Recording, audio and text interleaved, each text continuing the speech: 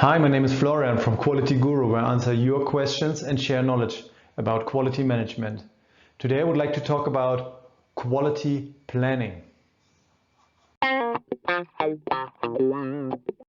Quality planning is the job when we produce a new product or service. When we're designing it, we also want to make sure that this product or service is always consistently meeting our customers' quality requirements. And how can we do this?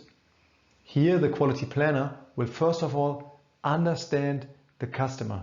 That means listening to the customer, understanding the expectations and translate those expectations into the characteristics of the product.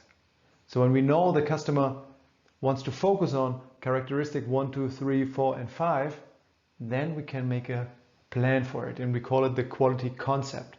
That means we make a concept. How can we ensure that we are always meeting those key characteristics consistently in our production later or during delivering the service? And here we can use several tools. First of all, we can use testing in order to ensure that the product is meeting the characteristics.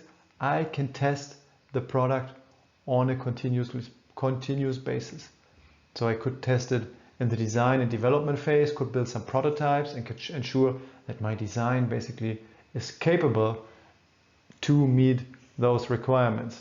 And then during production phase, I could also test the product maybe every 1 hour, every shift, every day, every week, every month, every 100 pieces, every 1,000 pieces. I could take one out and run a series of tests with this part in order to see if it's meeting the requirements. So we can do testing. So this is one thing we can do. And there are other things we can do. We can also do have a production control plan, for example.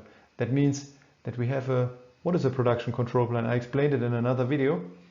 It's a step-by-step description of the process steps, and for each process steps of the production of the product, it tells us what kind of characteristic is critical to quality on this production step and how I have to control it and with what kind of frequency and what I need to do when something goes wrong. So that means a reaction plan. I will show you a control plan here as an example.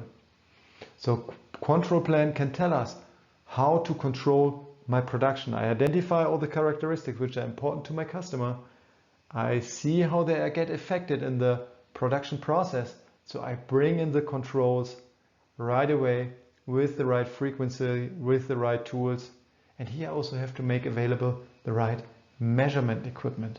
How can I measure the characteristics which are important to my customer? Is it the weight of a product? Then I need a scale. Is it something, a visual appearance? Then I need to look at it with my eyes or with cameras or with a microscope. Is it something, a chemical resistance? Then maybe I need to do some chemical testing. So here I need measurement equipment and test equipment in order to be able to deliver those kind of tests and perform them in the right frequency in order to ensure that the product is always meeting the requirements. At the end, when the product is developed and the concept is clear and the production line is set up, the quality planner has to release the product and allow the plant to ship the product. This, according to different industries, go together with a customer release. So that means the quality planner needs to go with the customer and collect the signature and the approval for shipping the product now out of the factory on a continuous basis. Let me know what you know about quality planning. What is your experience in your company? Are you doing it in the way I described or in a different way? Let me know in the comments. Looking forward to reading about it, what you're saying, and I see you in the next video.